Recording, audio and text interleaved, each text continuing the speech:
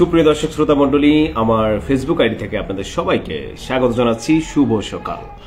যদিও সকালটি একটু দেরি হয়ে গেল আমার, যাই হোক, আশা করছি সবাই ভালো আছেন, সুস্থ আছেন, সুন্দর আছেন। তার থেকে সব থেকে বেশি গুরুত্বপূর্ণ সেটি হচ্ছে সাবধানে আছেন, সতর্ক আছেন। এই আশাটুকু তো করতেই পারি যে আপনারা সবাই ভালো আছেন, সুস্থ আছেন, সুন্দর আছেন, সতর্ক আছেন, সাবধানে আছেন। আজকের দিনের বেশ কিছু গুরুত্বপূর্ণ খবর নিয়ে আপনাদের সামনে হাজির হয়েছি। আশা করছি আমার সাথেই থাকবেন। আমাদের পেপার সহ বিভিন্ন যে খবরগুলো রয়েছে সেগুলো নিয়ে আলোচনা করতে চাই। বেশ কয়েকটি খবর আমার কাছে রয়েছে, সেগুলো নিয়ে দু একটি কথা বলতে চাই। তার আগে বলে নিই, আমার জেলায় একটি খবর দেখলাম কিছুক্ষণ আগে। সম্ভবত কুষ্টিয়া জেলা বিএনপির সভাপতি কুতুবউদ্দিনের বাসার সামনে আপনার গতকাল রাত্রে একটি ট্রাকে আগুন দেওয়া হয়েছে।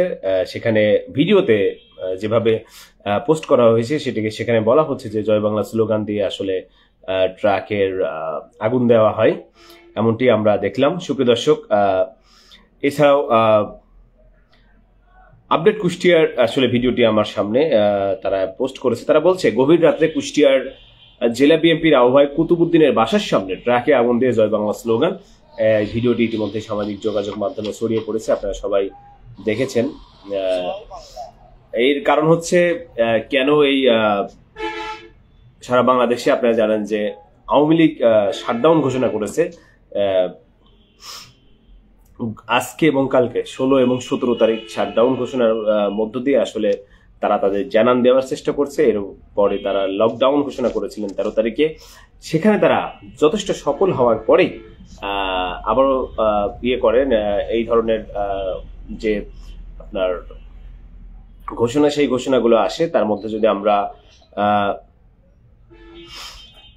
অন্য কোনো খবরগুলোর একটু আলোকপাত করি, তাহলে আমরা যদি একটু বিবিসি বাংলার দিকে যাই, বলছে রোববার ঢাকায় প্রকাশিত দৈনিক শিরোনামগুলোর প্রধান খবরে যেটা ছাপা হয়েছে সেটি হচ্ছে কেন 3 উপদেষ্টার পদত্যাগ চায় জামাত সহ 8 দল। জামাত 3 জন উপদেষ্টার পদত্যাগ চায়, যে তারা এই 3 জন উপদেষ্টার পদত্যাগ করতে হবে। তার মানে বুঝতেই পারছেন সেখানে কোন 3 জন উপদেষ্টা হতে পারে, সেটা আপনাদের সবারই জানা, যে যারা ছাত্রদের পক্ষ নিচ্ছে বা ছাত্র প্রতিনিধিত্ব করছে, এই তারাই আসলে মূলত এখানে বাদ হওয়ার কথা জামাত এবং 8 দল চাচ্ছে তারা। শুধু শিক্ষার্থী ভিসায় নয়, একটি খারাপ সংবাদ আমাদের জন্য, সেটি হচ্ছে বিশ্বের বিভিন্ন দেশে বাংলাদেশিদের ভিসা দিচ্ছে না। কেন দেয়া হচ্ছে না? শুধু শিক্ষার্থীর ভিসা না, বহুদেশ ঘোরা ব্যক্তি কিংবা কাজের জন্য শ্রমিক ভিসাও সহজে পাওয়া যাচ্ছে না বলে অভিযোগ উঠেছে। কেন ভাই? মহাজনের দেশে আন্তর্জাতিক মানের একজন মানুষকে যখন আমরা আমাদের দায়িত্বে বসিয়েছি, তখন কেন আসলে ভিসা দেয়া হচ্ছে না? এত নাম করা একজন মানুষ, আমরা যদি সরকার প্রধান, কালকে একজন উপদেষ্টা বলেছেন, যিনি আপনার সম্ভবত কি যেন রাস্তা উপদেষ্টা যাকে বলে আর কি, যোগাযোগ উপদেষ্টা, যোগাযোগ ও নৌ পরিবহন উপদেষ্টা, তিনি বলেছেন যে 18 কোটি মানুষের মধ্যে একজন নোবেল লরিয়েট, এটা একটা বিশাল ব্যাপার। তবে আমাদের আন্তর্জাতিক মানের একজন সরকার প্রধান থাকা সত্ত্বেও বিভিন্ন দেশের ভিসা পাচ্ছে না শিক্ষার্থীরা। এমনকি আমাদের ভিসার যে মান, সেই মান আরো অনেক নিচে নেমে গেছে। আমরা মালদ্বীপ, ভুটানের থেকে নিচে নেমে যাচ্ছি ভিসার মানের ক্ষেত্রে। বিবিসি বাংলার আজকে নিউজটি আপনারা সবাই খেয়াল করবেন, বলছে বিশ্বের বিভিন্ন দেশে বাংলাদেশিরা ভিসা দিচ্ছে না। কেন বাংলাদেশিদের ভিসা দেওয়া হচ্ছে না? তারা বলছে বিদেশে পড়তে যে লম্বা সময় ধরে চেষ্টা করছেন, পেয়েছেন স্কলারশিপ, কিন্তু শেষ মুহূর্তে যেতে পারেননি, ভিসা পাননি বলে। তাহলে তাদের জীবনে কি হবে? যারা অনেক সময় ধরে চেষ্টা করে লেখাপড়া করছেন বা পাশ করেছেন, কিন্তু শেষ মুহূর্তে যেতে পারেননি অনেক শিক্ষার্থী, শুধু এখন ভিসা পাওয়া যাচ্ছে না। তাই এমন ঘটনা ঘটেছে অনেক বাংলাদেশি শিক্ষার্থীদের সাথে। তেমন একজন তানজুমাল আলম ঝুমা, তিনি বক্তৃতা দিয়েছেন, দীর্ঘ একটি নিউজ, এখানে আমি সেইগুলো আসলে বলতে চাই না। আপনারা সবাই জানেন যে আপনার ভিয়েতনাম, ইন্দোনেশিয়ার মতো দেশ, এই বিবিসি বাংলা নিউজে এখন বলছে শুধু শিক্ষার্থী ভিসাই নয়, বহু দেশে ঘোরা ব্যক্তি কিংবা কাজের জন্য শ্রমিক ভিসাও সহজে পাওয়া যাচ্ছে না কেন, অভিযোগ উঠেছে। বলছে এমনকি ভিয়েতনাম এবং কিংবা ইন্দোনেশিয়ার মতো যে দেশগুলো সহজে ভিসা পাওয়া যেত এতদিন, তারাও অনেক ক্ষেত্রে ভিসা দিচ্ছে না বলে জানাচ্ছে সংশ্লিষ্ট খাত যারা আছে তারা। অথচ ভারতে পর্যটন ভিসা ছাড়া কার্যত কোনো দেশ থেকে বাংলাদেশের উপর ভিসা নিষেধাজ্ঞা নেই। মানে ভারত ছাড়া আমাদের উপর কোনো দেশই ভিসা নিষেধাজ্ঞা দেয়নি। তারপরেও কেন যে এই যে ভিসা আমাদেরকে দেওয়া হচ্ছে না, তাহলে কি আমরা মানে আমাদের রাষ্ট্র কি পাকিস্তানের সাথে তুলনা করছে এবং পৃথিবীর অন্যান্য রাষ্ট্রগুলো? এই কথাগুলো বললে আমার হয়তো বা অনেক সমস্যা হতে পারে, বাট এটা সত্য। ভিয়েতনাম এবং ইন্দোনেশিয়া এরা ঘুরতে যাব বললে ভিসা দিয়ে দেয়। এখানে সবুজ ভাই আছে, আমেরিকা থেকে আছে আমার সাথে, আমি ভাই জানি, আরো বাইরে যারা থাকে তারা জানে যে শুধু বলবে যে আমি ইন্দোনেশিয়া ঘুরতে যাব, আমি ভিয়েতনাম ঘুরতে যাব, ভিসা দিয়ে দেবে। অনেক দেশের পাসপোর্ট দেখালেই ওখানে ওই দেশে যাওয়া যায়, ঘোরা যায়। তার মানে ওই দেশের মেন যে ইনকাম সেটি হচ্ছে আপনার পর্যটনের উপর। বিবিসি বাংলা সহজে এই নিউজগুলো করতে চায় না, বাট আজকে আমার কাছে ভালো লাগছে যে পর্যটন ভিসা কার্যরত বন্ধ রয়েছে শুধু ভারতে। আপনারা খেয়াল করবেন, ভারত শুধু আমাদের ভিসা নিষেধাজ্ঞা দিয়েছে, বাট পৃথিবীর কোনো দেশ আমাদের ভিসা নিষেধাজ্ঞা দেয়নি। তাহলে কেন আমরা 78 নাম্বার থেকে 100-র নিচে চলে গেলাম র্যাঙ্কিং এ? আমাদের উপর যে দেশগুলো আছে শুনলে পারে আপনারা চমকে উঠবেন। তাহলে কি আমি এমন একটি প্রশ্ন করতেই পারি না যে আমরা কি জঙ্গিবাদের রাষ্ট্রের তালিকায় চলে গেলাম, যে আমাদের ভিসা দিতে যাচ্ছে না বিভিন্ন দেশগুলো? তারা বলছে, দেখেন খবরে বলছে, এছাড়াও দেশের বাইরের রাজনৈতিক দলের কর্মী সমর্থকদের প্রকাশ্যে বিবাদে জড়ানোর কষ্টে নষ্ট হয়েছে ভাবমূর্তি। হবেই তো, আপনার দেশে যে দাঙ্গা, দেশে যে হিংসা ছড়াই দিচ্ছেন, এটা তো বহির্বিশ্বে যাবে ভাই, যেখানে যাবে সেখানে। আজকে কালকে দেখলাম সার্জিস আলম এর একটি ভিডিও ভাইরাল হয়েছে যে সে হজ পালন করতে গেছে, দেখলাম শরীর স্বাস্থ্য ভালো হয়ে গেছে তার, পিছন থেকে একজন সার্জিস ভাই জয় বাংলা। মানে এটা তো আপনি বাংলাদেশের যেখানে যাবেন সেখানে দুটি দলের লোক পাবেনই ভাই। আপনি কিছু জামাতের লোক পাবেন, এই যে বিএনপি আওয়ামী লীগের লোক কিন্তু পৃথিবীর যেখানে যাবেন সেখানেই পাবেন, থাকবেই। এবং এই যে হিংসার বীজটা বাংলাদেশে বনে দেওয়া হলো, এই বীজের যে একটা আকর্ষণ বিকর্ষণ ক্রিয়া প্রতিক্রিয়া, সেইগুলো কিন্তু বহির্বিশ্ব দেখা যাচ্ছে। তারপর বলছে পাসপোর্টের ক্ষেত্রে র্যাঙ্কিং এর নিচে নেওয়া যাওয়া ফ্যাক্ট হিসেবে কাজ করতে পারে। আমাদের পাসপোর্ট, বিবিসি বাংলা বলছে যে আমাদের পাসপোর্টের র্যাঙ্কিং এর নিচে নেমে গেছে অনেক, আমাদের পাসপোর্টের মান অনেক নিচে নেমে গেল। তাহলে আমরা প্রশ্ন রাখতেই পারি, আমাদের এত বড় একজন নোবেল লরিয়েট থাকতে আমাদের পাসপোর্টের র্যাঙ্ক নিচে নেমে যায় কিভাবে? কেন নিচে নেমে গেল? এই প্রশ্ন আমরা রাখতে পারি না? সুপ্রিয় দর্শক, আমরা রাখতে পারি এবং এই প্রশ্ন আমরা করতে চাই। এই পরিস্থিতি থেকে উত্তরণের জন্য সবার আগে দেশের ভিতরে দৃশ্যমান উদ্যোগ নেওয়ার কথা বলেছেন বিশেষজ্ঞরা। কি দৃশ্যমান উদ্যোগ নিতে হবে? একই সাথে কূটনৈতিকভাবে সমস্যা সমাধানের পরামর্শ দিয়েছেন। আসলে আমাদেরকে ভিসা দেওয়া হচ্ছে না ভাই, এটা হচ্ছে সত্য কথা। যাই হোক, যখন ভিসা নিয়ে কথা বলছিলাম, একজন উপদেষ্টার একটি খবর আমি একটু ছোট করে বলি। দেশের সব বিশ্ববিদ্যালয়ে প্লাস্টিক মুক্ত ঘোষণার আহ্বান পরিবেশ উপদেষ্টার।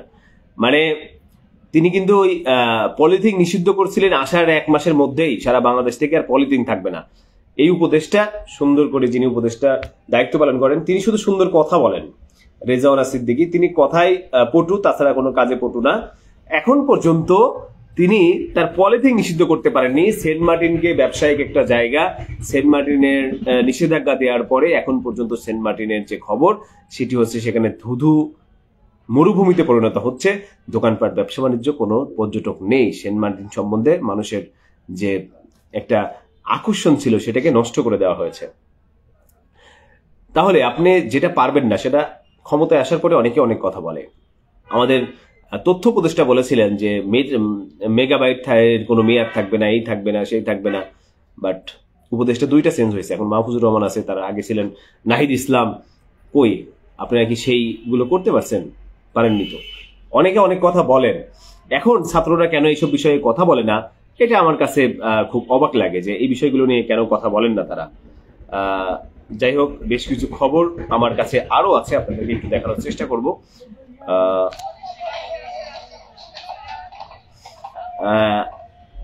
ঢাকা পোস্টের একটি খবর আপনাদের সামনে তুলে ধরি।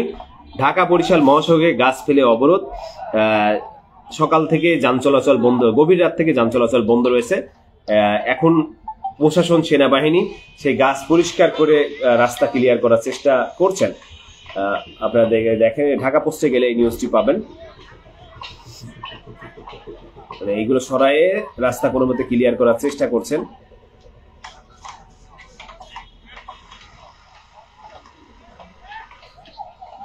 ঢাকা বরিশাল মহাসড়কে গাছ ফেলে অবরোধ সকাল থেকে। আসলে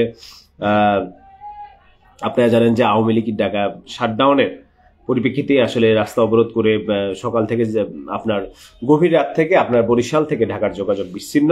এখন সেনাবাহিনী, ফায়ার সার্ভিস, পুলিশ এবং মানে আপনার অনেককে দেখছি আমি এখানে, সাধারণ মানুষও তাদের হয়তো কাজে লাগাচ্ছেন সেনাবাহিনী বা ফায়ার সার্ভিসের লোকেরা, তারা রাস্তা পরিষ্কার করার চেষ্টা করছেন, যেমন ভিডিও আসলে আমরা দেখেছি। আরেকটি কথা যদি বলতে চাই, সুপ্রিয় দর্শক, আর আমি যে কথাটি বলছিলাম, আসলে সব গণমাধ্যমে আরেকটি কথা বলেছে, সেটি হচ্ছে ভিসা ছাড়াই আসলে ভিসার কোনো মান আমাদের নেই, সেটি সময় নিউজ করছে। যদি আমি সারা বাংলাদেশের আরো কিছু ভিডিও আপনাদের দেখাতে চাই, একটু যদি দেখেন যে কি কি ঘটনা আসলে গতকাল রাত থেকে কিছু ঘটনা ঘটেছে, সেগুলো আসলে মেইন স্ট্রিম গণমাধ্যমে তুলে ধরার কোনো সুযোগ আসলে ওইভাবে নেই, করাও যায় না। নারায়ণগঞ্জ শহীদ রাসেল পার্কে জল্লার মোড়ে শাটডাউনের সমর্থনে মিছিল আমরা লক্ষ্য করেছি। এটা হচ্ছে নারায়ণগঞ্জের। এখানে আসলে জয় বাংলা স্লোগান দিয়ে তারা মিছিল করার চেষ্টা করেছেন এবং মশাল জ্বালিয়ে মিছিল করেছেন।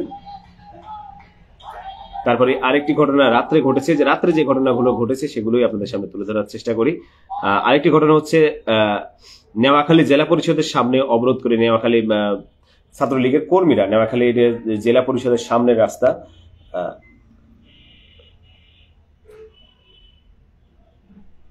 তারা আগুন জ্বালিয়ে অবরোধের চেষ্টা করেন এবং তাদের অবস্থান জানান দেওয়ার চেষ্টা করেছেন। আমি যদি আরেকটু বলি,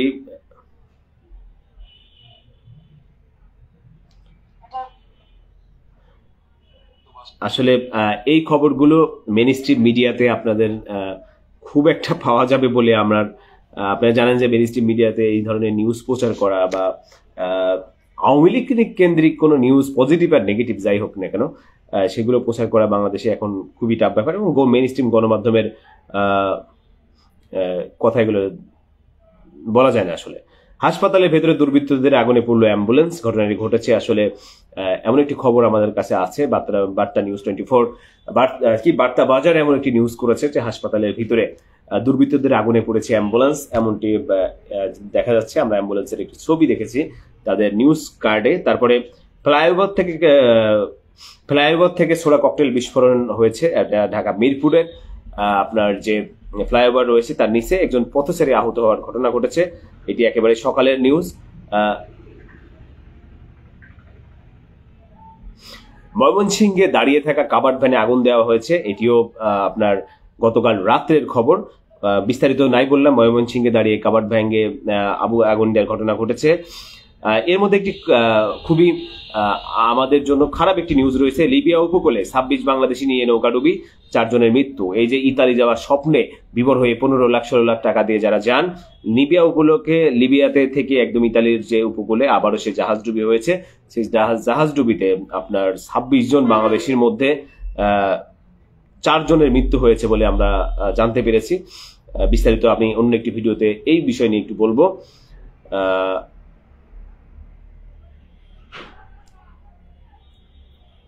গাছ ফেলে মহাসড়ক অবরোধ করলো আওয়ামী লীগ, যাত্রীবাহী বাস ক্ষতিগ্রস্ত। গাছ ফেলে যাত্রীবাহী আওয়ামী লীগ যাত্রীবাহী, এটাও ঘটেছে আপনার হচ্ছে গোপালগঞ্জে। আসলে বাসের উপরে পড়েনি, তবে বাস এসে সেই গাছে ধাক্কা দিয়েছে, বাসের সামনের অংশ কিছুটা ক্ষতিগ্রস্ত হয়েছে, তবে কোনো হতাহতের ঘটনা ঘটেনি। সামান্য ড্রাইভার আহত হয়েছেন বলে এই খবরে জানা গেছে। সেটি হচ্ছে গোপালগঞ্জে গতকাল রাত্রের। আরো কিছু ঘটনা রয়েছে আপনার মহাসড়কে গাছ ফেলে অবরোধ করেছে নিষিদ্ধ আওয়ামী লীগের নেতারা, যান চলাচল বন্ধ। বার্তা এটা 2 ঘন্টা আগে, তার মানে বলছিলাম যে নিউজটা আমি আপনাদেরকে দেখিয়েছি। কৃষক দলের নেতাকে প্রকাশ্য গুলি করা হয়েছে, কৃষক দলের নেতাকে প্রকাশ্য গুলি, এইটি গতকালকের বিকেলের ঘটনা। বেশ কিছু ঘটনা এই হচ্ছে সকাল থেকে বেশ কিছু ঘটে যাওয়া কিছু ঘটনা আপনাদের সামনে তুলে ধরার চেষ্টা করলাম। সুপ্রিয় দর্শক শ্রোতা মণ্ডলী, বেশ কিছু ঘটনা আমরা দেখি এবং আমরা জানার চেষ্টা করি। এইদিকে দেখেন, রাজনৈতিক দলের সাথে ইসির বৈঠকে ইতিমধ্যে হট্টগোল শুরু হয়ে গেছে, কোথাও কোনো শান্তি নাই। সুপ্রিয় দর্শক, এই দেখেন, এরা ইসির যে রাজনৈতিক দলের সাথে যে বৈঠক হবে সেই বৈঠকে ইতিমধ্যে ঠেলাঠেলি, মারামারি, ধাক্কাধাক্কি শুরু হয়ে গেছে, কোথাও বিশৃঙ্খল বাদে অন্য কিছু নাই। আজকে আপনারা জানেন যে বর্তমানে যে রাজনৈতিক দল রয়েছে, আমার একটি প্রশ্ন আমি লাইভে করতে চাই, যদি কেউ উত্তর দেন, যে বর্তমানে আওয়ামী লীগ তো রাজনীতির কার্যক্রম নিষিদ্ধ করে রাখা হয়েছে সরকারের পক্ষ থেকে। বাকি আপনার যদি আমি দুই তিনটা দল বলি, বিএনপি, জামাত, আর কয়েকটা দল হয়তো নাম আমরা জানি আপাতত, বাট আর সাথে যে আরো 40-45টা দল বলা হয়, তাদের কোনোদিন এমপি হওয়ার যোগ্যতা পেয়েছেন কিনা বা এমপি হতে পেরেছেন কিনা বা তাদের জনসমর্থন কিনা, আপনারা তাদেরকে চেনেন কিনা, এমনও আছে একটা মানুষ একটি দল, একটা এলাকা একটি দল, তারা কখনো এমপি হতে পারেনি। বাট এবার সেই সব দলগুলোকে যে সুযোগ সুবিধা, যে ভাবসাব তাদেরকে দেয়া হচ্ছে শুধুমাত্র আওয়ামী লীগ নিষিদ্ধ হওয়ার পরে, এটা হচ্ছে হাস্যকর।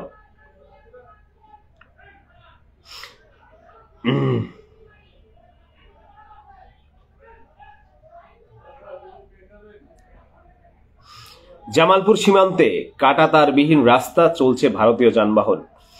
দেখেন এখন কি করবেন আপনারা জানেন, এটা আর কিছু বলার নাই। বাংলা ট্রিবিউন একটি খবর করেছে, মাদারীপুর ঢাকা বরিশাল মহাসড়ক অবরোধে করেছে আওয়ামী লীগ। বাংলা ট্রিবিউনের এই খবরটি ইতিমধ্যেই ভাইরাল হয়েছে। বাংলা ট্রিবিউন এই খবরটি প্রকাশ করেছে যে দক্ষিণবঙ্গ থেকে আসলে ঢাকাকে বিচ্ছিন্ন করে দিয়েছেন তারা। দক্ষিণবঙ্গর এখন এই দিন গড়ার সাথে সাথে কিছুটা হয়তো প্রশাসন চেষ্টা করছে যে কি পরিবেশ একটু স্বাভাবিক আনার জন্য। সুপ্রিয় দর্শক, বেশ কিছু বিশৃঙ্খল ঘটনা ঘটছে, সেগুলো আমরা দেখছি এবং আমরা বুঝছি। সুপ্রিয় দর্শক, সবাই ভালো থাকবেন, সুস্থ থাকবেন, সুন্দর থাকবেন। অন্য কোনো বিষয় নিয়ে আবার অন্য কোনো সময়ে আমার এই আইডি থেকে হাজির হব এবং বেশ কিছু তথ্য আপনাদের সামনে দেওয়ার চেষ্টা করলাম এবং কিছু তথ্য আসলে বলতেও পারি না, সেগুলো আপনারা সবাই বুঝেন। ভালো থাকবেন, আসসালামু আলাইকুম।